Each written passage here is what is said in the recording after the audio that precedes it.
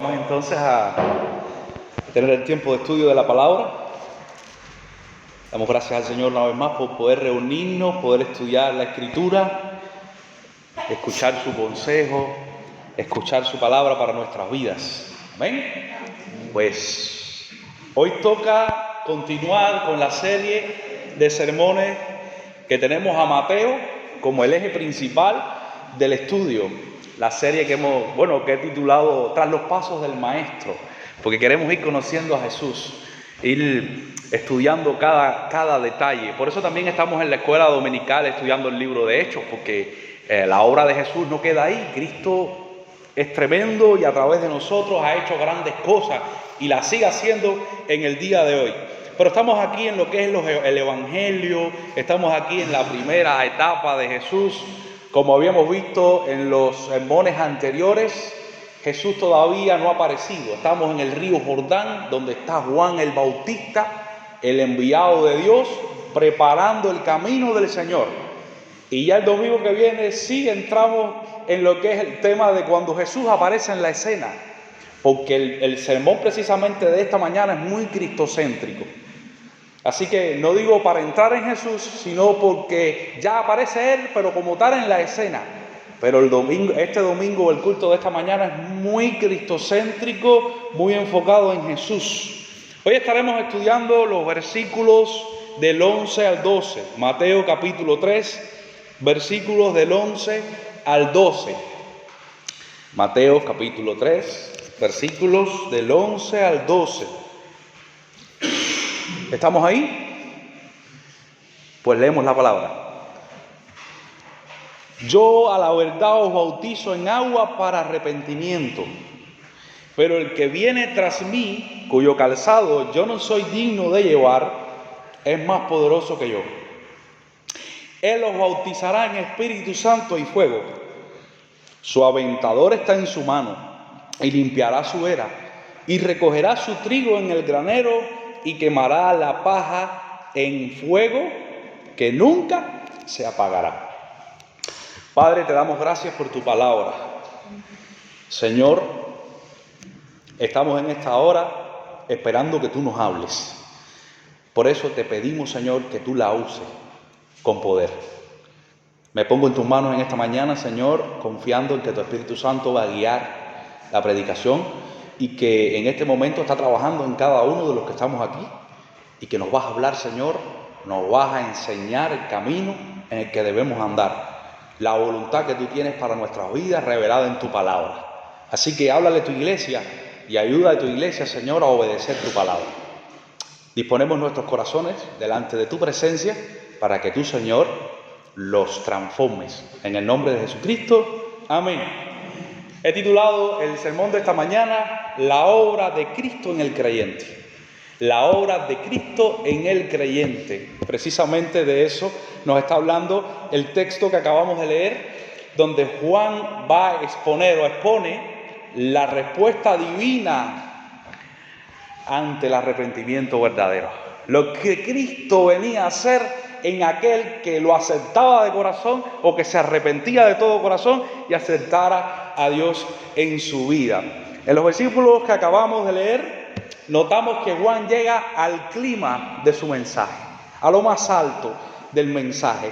Ya vimos en los sermones anteriores o en el contexto anterior a este texto que acabamos de leer, cómo Juan confrontó a la gente común, cómo venían a él publicanos, venían soldados, y observamos una advertencia fuerte contra los religiosos de la época. ¿Cierto o falso? Sí, lo vimos allí en los sermones anteriores. Y nos enseñó incluso Juan el Bautista, a través de lo que le dijo a la audiencia que tenía allí delante, cómo deberíamos poner nosotros en práctica el arrepentimiento verdadero. Pero ahora aquí, mis hermanos, Juan deja de mirar a la audiencia, de mirar a la gente, para señalar al punto más alto de todos. ¿Cómo se llama?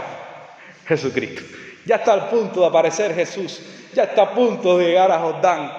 Y ahora Juan deja de mirar a la audiencia y apunta a Jesús. Cuando yo veía estas palabras pensaba Alzaré mis ojos a los montes, ¿de dónde vendrá mi socorro? Mi socorro viene de Jehová, que hizo los cielos y la tierra. Juan está ahí en el río, está bautizando y ahora levanta su vista por encima de la multitud para ponerla en el socorro del Señor Jesucristo. Amén. El Cordero de Dios, como después le dice, he aquí, es este, el Cordero de Dios que quita el pecado del mundo. En Lucas 3:15 se nos dice que estaba ocurriendo algo en la multitud que estaba escuchando a Juan en el Jordán. Ellos estaban preguntando si acaso Juan sería el Cristo. Bueno, ¿será Juan el Mesías? ¿Será Juan el enviado? Sin embargo, el texto que leímos es la respuesta de Juan a esa multitud, a esas personas que tenían ese interrogante. Y Juan usa un contraste entre su ministerio y el de Cristo, entre su persona y la de Cristo, entre su bautismo y el de Cristo, que en pocas palabras lo que dice es: yo no soy nada comparado con mi Señor. Yo no soy nada. Y usa un lenguaje precioso que estaremos viendo a lo largo del desarrollo para demostrar que Cristo es el grande, que como Jesús no hay.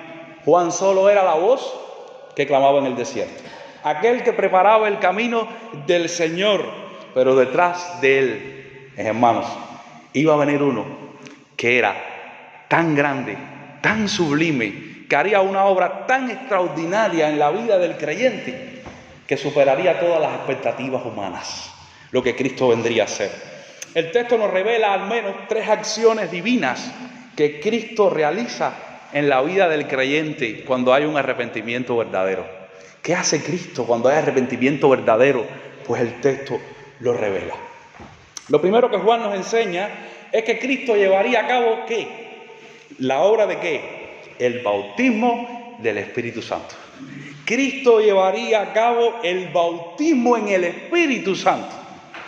Y le damos gracias al Señor por eso. Dice el versículo 11, yo a la verdad os bautizo en agua para arrepentimiento. Ahí viene la respuesta de Juan a la pregunta del pueblo: ¿será él? ¿No será él? Y aquí comienza Juan a exponer: yo a la verdad los bautizo en agua para arrepentimiento.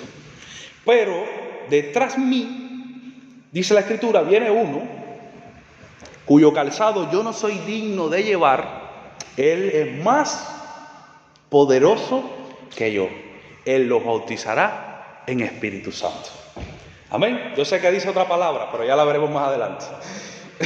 Él los bautizará en Espíritu Santo. Interesante.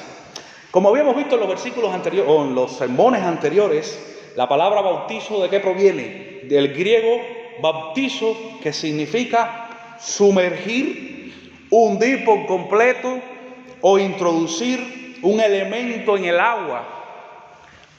Era utilizado para teñir telas, cuando se sumergía la tela dentro de un líquido para cambiarle de color, como para describir una inmersión total.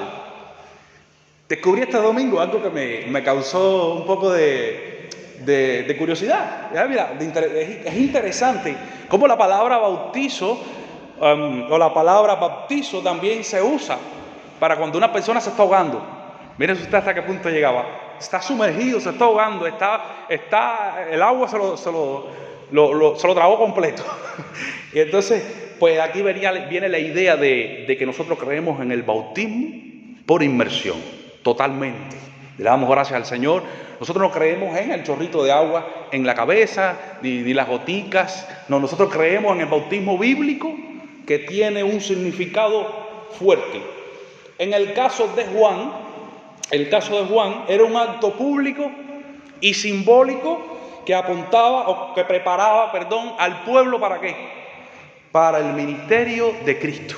Esto es un bautismo simbólico que preparaba al creyente o al pueblo para el ministerio de Cristo.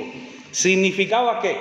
Algo parecido a lo que significa nosotros también hoy. El abandono del pecado y la disposición de entrar en una nueva vida.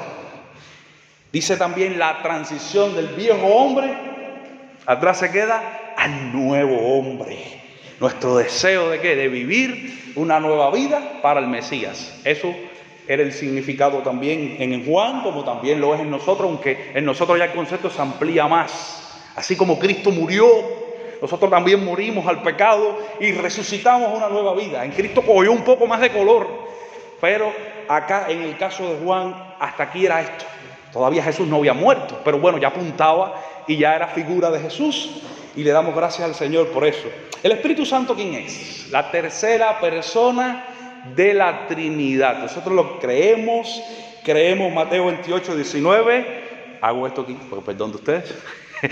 Mateo 28, 19, en la fórmula bautismal, por ejemplo, se ve al Padre, al Hijo y al Espíritu Santo. Nosotros creemos que el Espíritu Santo es Dios mismo en acción.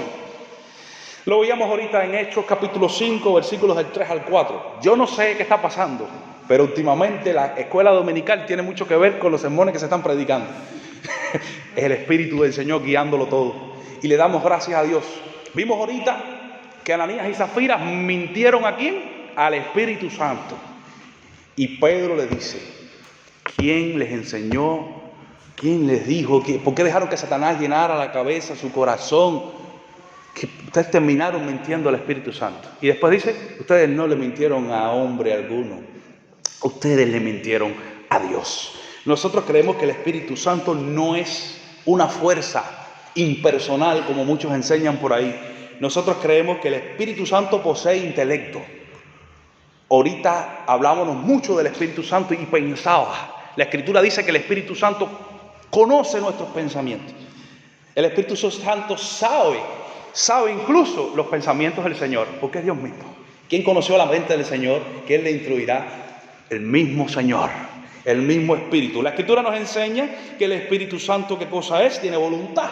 Él reparte los dones como quiere. El Espíritu Santo guía a los creyentes. El Espíritu Santo tiene emociones también, porque la Escritura dice que no contristemos al Espíritu Santo de Dios. Se puede entristecer. Incluso vimos ahorita, muy oportuno en Hechos capítulo 5, ¿qué cosa? Que se le puede mentir o intentar mentir. Eso solamente se le puede hacer a una persona. Usted no le miente a una silla, usted no le miente a un perro, usted no le miente a un ventilador ni a una bocina. Usted le miente a una persona.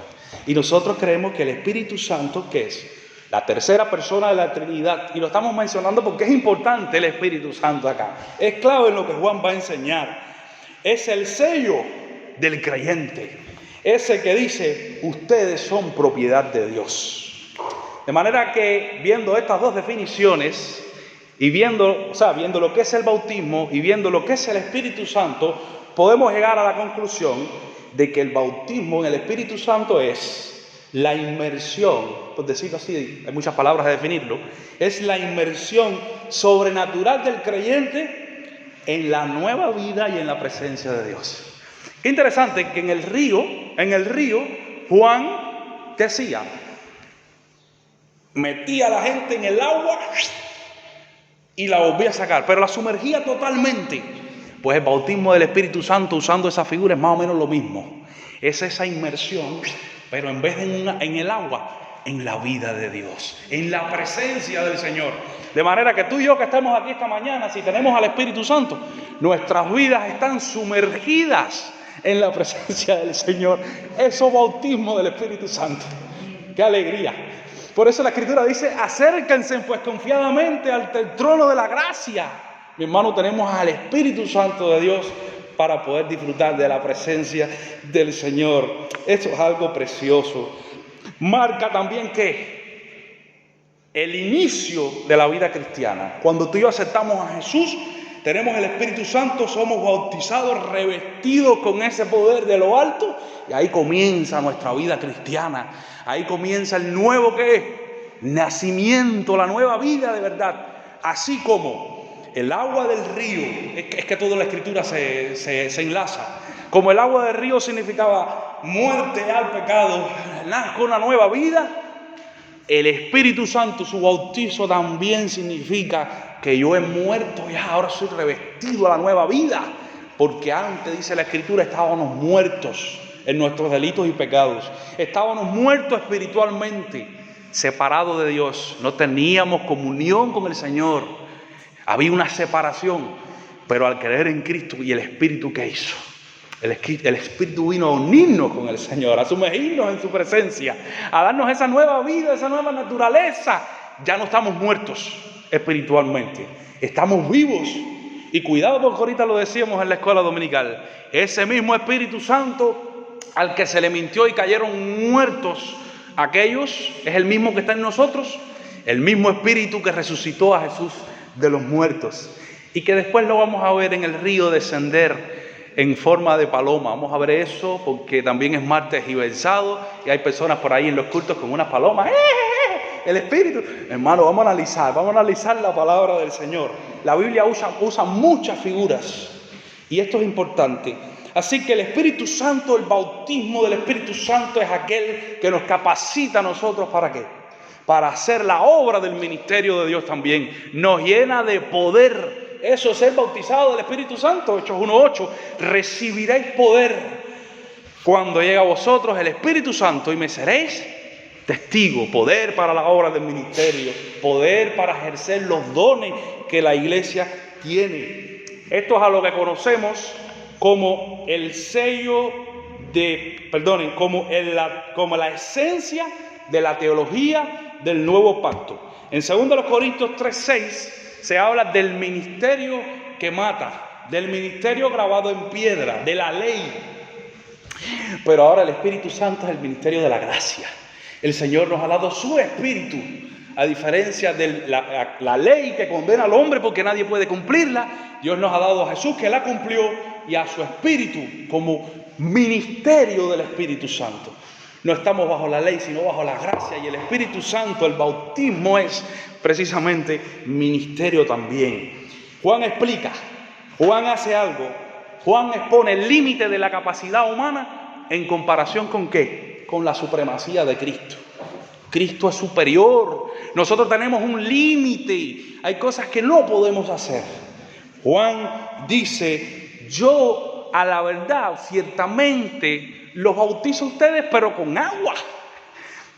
Igual que hacemos nosotros, igual que hizo la pastora Esther el año pasado. Hay que hacerlo este año también. Dice, yo los bautizo a ustedes con agua. ¿Con agua para qué? Para arrepentimiento. El agua es el símbolo externo de un deseo de cambio. ¿Ves? De una expresión de lo que ya tú de verdaderamente estás dispuesto a hacer. Y hoy de lo que ya ha ocurrido dentro de ti. Pero el agua, mis hermanos, no tiene el poder de entrar al alma. Nos bautizamos y nos mojamos, pero no entra al alma. El Espíritu Santo sí. El Espíritu Santo, como la palabra, tiene el poder de entrar hasta lo más profundo de tu alma y transformarte. Imagínate a Juan hablando delante de una multitud religiosa, en gran manera, muchos religiosos. Sí, el israelita sabía lo que era el bautizo, pero ahora le dice, el bautizo del agua, pero les dice, ahora viene uno superior. Ese los moja, ese tal vez les limpia el cuerpo, pero el que viene, el Espíritu Santo va a penetrar hasta lo más profundo del ser de ustedes. Juan explica que su ministerio era simplemente ¿qué? Preparatorio. En cambio, el de Cristo sería definitivo y transformador. ¿Por qué? Porque marca para siempre al creyente. Y todos los que estamos aquí, que hemos sido tocados o transformados o llenos, bautizados con el Espíritu, con su presencia, sabemos perfectamente que nuestra vida no es igual. No es igual. Y Jesús, mis hermanos, Juan nos enseña que es superior a todos. Jesús es superior a todos. Esto es algo que le corresponde a Él. ¿Qué dice Juan? El que viene tras mí, cuyo calzado yo no soy digno de llevar, es más poderoso que yo. Sí, porque la gente se preguntaba si Él era el Mesías. Imposible que yo sea el Mesías. El Mesías es mucho más poderoso que yo. Puede hacer lo que yo no hago. Y Juan usa un lenguaje pero tan humilde que debe caracterizar a cada uno de nosotros hoy. ¿Qué dice? Yo no soy digno ni tan siquiera de desatar sus sandalias, sus zapatos. Cuando estudiamos los usos y costumbres de la época, el llevar, el limpiar los pies, el zafar las sandalias, era el trabajo más bajo que había en la sociedad. Era un trabajo para los esclavos. Ni a los discípulos se les permitía lavarle los pies a los maestros, porque era un trabajo tan bajo, que era solamente ¿para quién? Para los esclavos. Tal vez ahí podamos entender por qué Pedro protestó o reaccionó cuando Jesús le quiso lavar los pies a los discípulos. Pero también nos enseña la humildad de Cristo. Pero Juan también era una gente humilde y lo vemos usando este lenguaje para decir: mi dignidad no alcanza ni para el servicio más insignificante ante mi Señor. Yo no soy digno para hacer ni lo más insignificante delante de Él. Él es más poderoso que yo. Él posee todo el poder. ¿Para qué? Toda la autoridad divina para sumergir al hombre en la presencia misma de Dios, no en un charco de agua. Gloria al Señor. Mientras que el agua limpia la superficie, el Espíritu Santo vivifica la esencia. Por eso dice: Él los bautizará a ustedes con la presencia del Señor, con la llenura del Señor. Amén. Amén. Amén. Es precioso. Este texto nos muestra que el cristianismo verdadero, el cristianismo auténtico, es un milagro de Dios. Mira, estamos viviendo una fe que es un milagro. El hecho de que Dios habite en nuestros corazones, de que podamos entrar en su presencia, tenerlo en nosotros, tenemos ya una nueva naturaleza, estamos vivos espiritualmente, es un milagro. Pero a menudo hay muchos que se conforman con los ritos. Y hay muchos en la iglesia que piensan que van a ser salvos, que están ya bautizados con el Espíritu, porque se bautizaron un día, porque hicieron una oración de fe un día. Hermanos, la Escritura nos muestra que es necesario, ¿qué cosa? Arrepentirse y poner fe en Jesucristo para ser bautizado con el bautismo que sí salva. Porque la Escritura después nos enseña que el bautismo en agua, que es un texto que se tergiversa, no salva, pero el bautismo del Espíritu Santo sí salva. Y es el texto, es el sello de nuestra salvación. Puede ser que seamos profesionales, cristianos, un profesional en el cristianismo, parece un cristiano. Oye, qué bueno es aparentemente, pero estar vacíos y muertos por dentro, sin el Espíritu. Tristemente, cuando llegue el día de juicio, cuando llegue el día final, vamos a decirlo así, muchos van a ser sorprendidos. Déjame quitarme de ahí. Yo creo que soy de Cristo.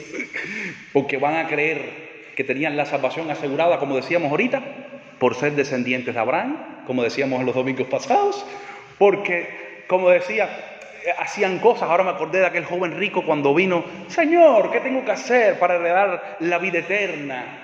Bueno, cumple la palabra. Si ya eso lo hago desde que era un niño. Bueno, pues vende todo lo que tiene, y dáselo a los pobres. Pon a Dios en el centro de tu vida. Pero aquel hombre tenía tantas riquezas que prefirió seguir haciendo ritos antes que entregar su vida al Señor. ¿Y de qué le sirvió ganar su vida? Ganar el mundo, si al final perdió su alma. Pues nada, familia, no nos conformemos con apariencias. No, busquemos la nueva naturaleza que nos capacita para lo que es el cristianismo verdadero, para la excelencia real en el cristianismo, para ser salvos de verdad. ¿Recuerdan a Nicodemo? Juan 3, del 5 al 6. La pregunta vital es: ¿vive usted de forma religiosa o bajo el poder transformador del Señor? ¿Qué le dijo Jesús a Nicodemo? El que no naciera de nuevo, que no nazca del Espíritu, no puede ver el reino de Dios. Hemos nacido del Espíritu, hemos sido bautizados en el Espíritu, porque si es así, veremos el reino de Dios. Somos de Cristo, somos salvos, de lo contrario no podremos entrar. Y eso es una de las obras maravillosas que Cristo hace en el creyente, darle la oportunidad de ser bautizado en el Espíritu. Lo segundo que Juan nos muestra es que Jesús llevaría a cabo ¿qué? una obra de purificación radical. Esta palabra que se va a usar aquí ahora tiene diferentes interpretaciones. Yo me inclino a una mayoría también, no a la minoría, y creo así, a la luz de la Escritura también, que Jesús también llevaría a cabo que una purificación radical, completa, directa en el creyente. Dice que Él los bautizaría en Espíritu Santo y fuego. El fuego tiene varios significados a la luz de la Escritura. El fuego denota presencia ardiente de Dios. Para mí se da de la mano. Presencia de Dios, pero presencia ardiente de Dios. ¿Ustedes se acuerdan cuando apareció Dios a Moisés en la zarza ardiente? Presencia de Dios, pero en nuestras vidas. Es su figura de purificación y prueba. Figura de purificación y prueba. Significa en la Escritura ser limpio, ser purificados, ser transformados, quedar sin defectos. Eso es lo que vendría a ser Cristo. En la Escritura se usaba mucho, como por ejemplo, se usaba para los metales. Por ejemplo, eso se ve en el templo y en el tabernáculo. No se podía usar utensilios que no fueran purificados por el fuego. El oro debía ser purificado, debía ser presentado delante de Dios puro. Se usaba para refinar metales, eliminar impurezas y dejar solo lo valioso. Es un fuego que no solo alumbra, sino que transforma la naturaleza de lo que toca, porque tiene un valor simbólico, el fuego en la Escritura. Transformación, purificación y también significa juicio. Pero aquí vemos que el Espíritu Santo bautizaría al creyente en dos cosas: Espíritu Santo y fuego. Juicio para el creyente, lo dudo. El fuego que se muestra después sí. El fuego que se muestra después. Si usted tiene otra posición, la mía es purificación. Purificación. Jesús vendría a purificarlo. En el Antiguo Testamento, ¿qué se hacía? Se quemaba la ofrenda para que subiera el humo, el olor grato delante de Dios. Es como decir, Jesús iba a enviar al Espíritu Santo, pero a la misma forma una obra también de purificación en el creyente, ante una época de hipocresía, de mentira, de falsedad, de apariencias. Después Él va a hacer en ustedes una purificación verdadera. Él los va a convertir a ustedes en humo santo. Los va a pasar por el fuego, los va a purificar. Los va a declarar también puros delante del Señor. Él es el que declara verdaderamente santo al creyente delante del Señor. Juan el Bautista añade el término y fuego para mostrar que la obra del Mesías sería ¿qué? Penetrante y total. Dice en el texto un Espíritu Santo y fuego bajo una misma preposición, indicando que es una experiencia, una sola experiencia con varias facetas inseparables. Yo me arrepiento de mis pecados, automáticamente paso a una nueva vida, soy revestido del poder de Dios y comienza un proceso de purificación en mí. El Señor me purifica, el Señor me transforma. El fuego tiene una propiedad que el agua no tiene. El fuego tiene una propiedad que el agua no tiene. El agua limpia la superficie, pero el fuego penetra en la sustancia. Vemos a Juan en el río haciendo lo mismo. Está bautizando a la gente. La gente las está metiendo en el agua y están saliendo supuestamente ya declarándose que vamos a vivir en santidad, en pureza. Pero ahora dicen, no, el Señor les va a dar a usted la verdadera purificación, porque Él los va a purificar a ustedes.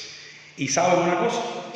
Cuando analizamos el Antiguo Testamento, que existían varias cosas que purificaban en la ley. Una cosa era la sangre.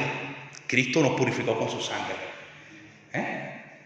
¿Qué cosa era la otra que purificaba? La separación. La gente tenía que estar separados hasta que fueran purificados y hacer sacrificios. ¿Y saben para la otra? El agua, lavarse, para ser purificados. Pues ahora Jesús le está diciendo, Él los va a purificar a ustedes, pero no con agua, con fuego. Con el fuego, dice la Escritura. Miren cómo ilustra la purificación de Cristo con fuego. Con el fuego. Un fuego, mis hermanos, que no viene a destruir nuestras vidas, sino que a purificarnos, a hacernos mejor. La Escritura dice en primera de Pedro 4:12, amados, no se sorprendan del fuego de prueba que ha venido sobre ustedes como si alguna cosa extraña os ocurriera. Dice la Escritura. No se sorprendan. Porque habla de fuego de prueba, habla de purificación, de transformación.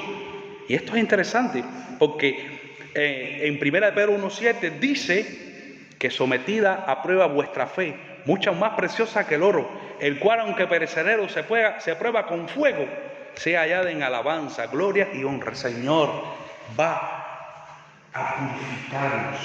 Y para eso usa las pruebas. Para eso no solamente nos declara puros delante del Señor, sino que también usa las pruebas en nuestra vida. Las crisis personales, mis hermanos, no son un accidente.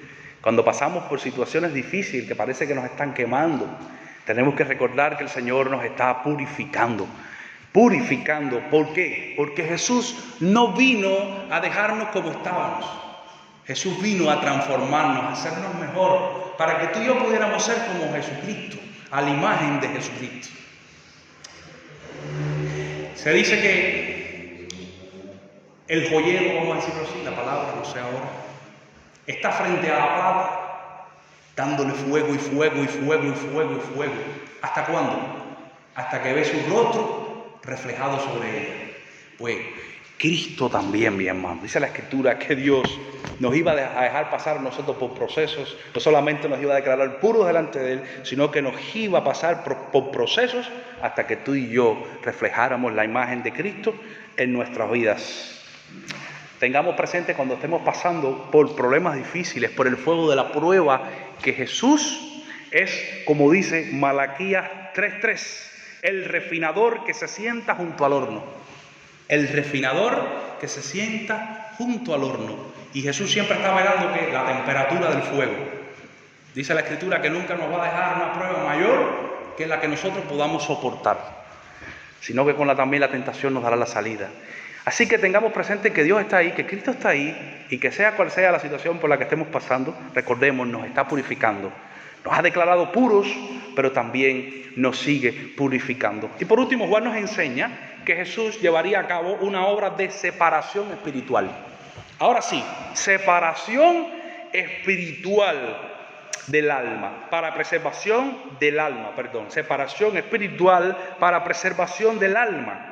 La purificación no es el fin en sí, sino la separación para la preparación, para la gran separación. Juan dice en el versículo 12, su aventador está en su mano y limpiará su era y recogerá su trigo en el granero y quemará la paja en el fuego que nunca se apaga. Ahora sí, juicio de Dios, juicio del Señor.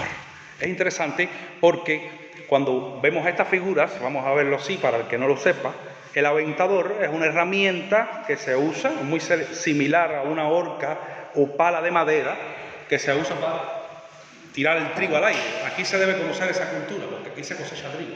Esto era un método antiguo también, que cuando el trigo, este cereal precioso, se trituraba, se pisoteaba, se cogía la pala, se lanzaba al aire, venía el viento, se llevaba la paja y caía el trigo, ¿dónde? En algo que se conoce como la era, un lugar preparado para trillar y para que cayera el trigo limpio. Ahora, ¿qué sucedía después? Se recogía el trigo y se guardaba en el granero, en el almacén, para ser preservado, para ser cuidado, para ser usado. Juan concluye este mensaje, mis hermanos, ¿con qué? Presentando al Mesías no solo como el Salvador que bautiza, sino como el juez que separa. Al final de los tiempos, para hacerlo usa una figura preciosa, que es la que ya hemos visto. Vemos a Jesús ilustrado como ¿qué? Como un campesino, como un agricultor, como el dueño de una cosecha espiritual. Y eso lo vemos a lo largo de Mateo y en la palabra. Nosotros somos el trigo del Señor. La Escritura dice que dejemos al trigo crecer con la cizaña, lo dice también.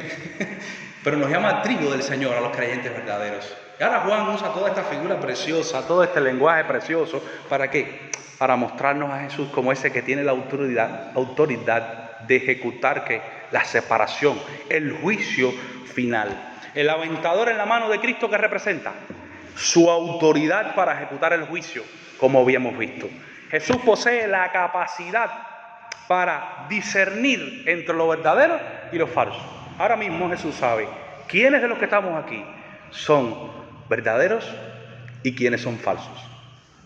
Eso sí, no hay discusión, pero lo sabe y tiene todo el poder no solo para discernir, sino para separar. Para separar.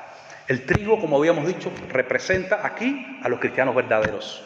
Representa a aquellos que tienen un peso espiritual de verdad, que tienen fruto, que tienen constancia, que tienen vida en Cristo, que tienen su Espíritu Santo. Ellos son el resultado de la purificación, del bautismo del Espíritu Santo. La paja representa ¿a quién? A los profesantes, a las personas religiosas, esas que vemos en las iglesias que están vacías y sin vida espiritual, a aquellos que carecen del Espíritu Santo en nuestras vidas. Y el fuego que nunca se apaga, ¿qué cosa es? A diferencia del fuego, creo yo, esta es mi posición, me gusta, a diferencia del fuego del versículo 11, que habla de purificación, este fuego, este es el que destruye y este es el que castiga eternamente al inconverso. Este para el inconverso. Y hay una cosa que no podemos olvidar. ¿Qué cosa es el granero? El reino de Dios, la presencia de Dios, la santa ciudad, la nueva Jerusalén, mis hermanos. Cristo tiene la autoridad exclusiva de decir quién tiene valor eterno y quién es desechable. ¿Aquí habrá algún desechable? Espero que no. Espero que todos seamos verdaderos.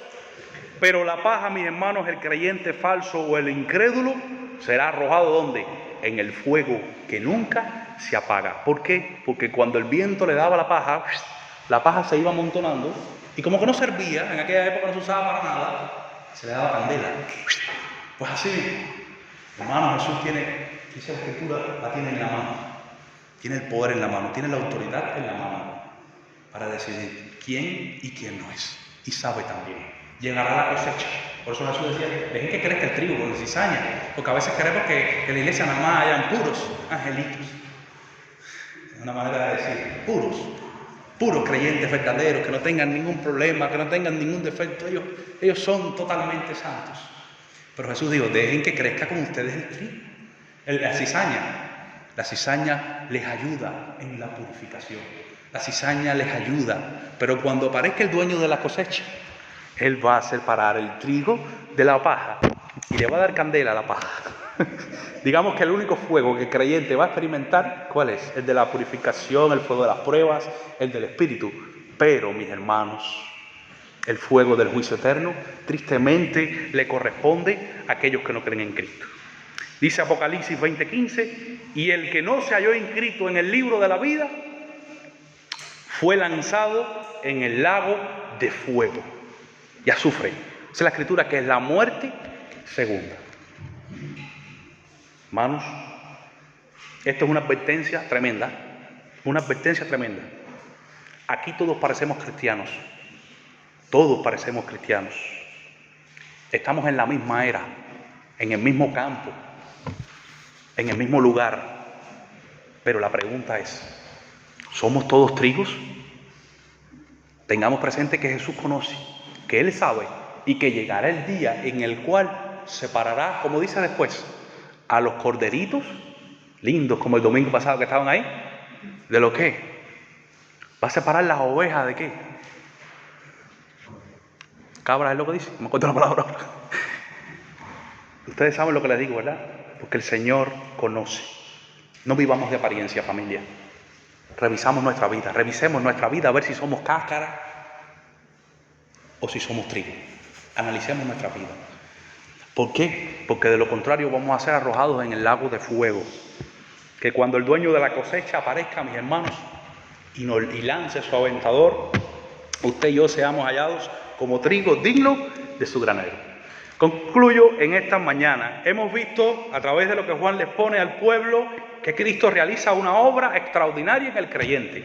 Cristo bautiza con poder a la persona, con el poder del Espíritu Santo. Cristo purifica también Una vez que el Espíritu Santo viene a nuestras vidas, purifica, nos declara puros y comienza un proceso de purificación. Y por último, separa con justicia, porque el Señor no es injusto y cada uno recibirá, dice la Escritura al final de los tiempos, su justa retribución.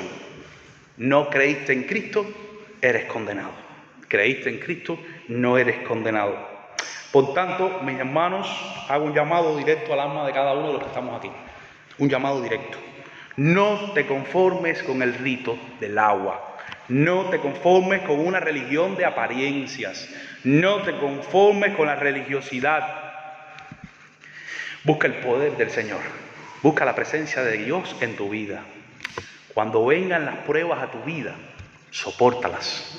Recuerda que Cristo te está purificando, te está haciendo a su imagen.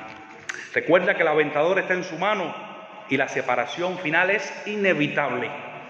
O eres trigo con peso espiritual para su granero, o eres paja vacía destinada al fuego eterno. No salgas de aquí, mi hermano, como cáscara ligera que cualquier viento arrastra. Ríndate hoy al poder del Señor y permite que Cristo imprima su carácter en tu vida. Vamos a orar. Señor, te damos gracias por este tiempo. Gracias, Padre, por la obra que tú realizas cuando nos arrepentimos, la obra que Cristo realiza en nuestras vidas cuando nos arrepentimos. Padre, te damos gracias por el Espíritu Santo y te rogamos, Señor, que tú revises ahora nuestras vidas.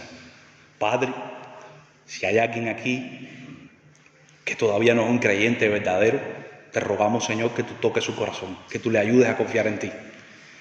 Padre, si nuestras vidas no están en este momento mostrando el carácter de Jesucristo, te rogamos que tú nos ayudes, que nos des fuerzas para enfrentar las pruebas, que tú nos sigas purificando, Señor, aunque sabemos que somos puros, limpios delante de tu presencia, sin manchas, sin escorias.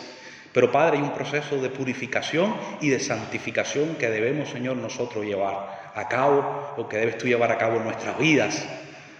Padre, que cuando llegue el final de los tiempos, ninguno de los que está aquí, Señor, sea lanzado en el lago de fuego, porque todos, Señor, seamos hallados dignos de entrar en tu presencia por la sangre de Cristo, por la fe en Cristo, por el arrepentimiento y haber recibido a Jesucristo. Nos ponemos en tus manos y te agradecemos por Jesucristo. En el nombre de Cristo. Amén.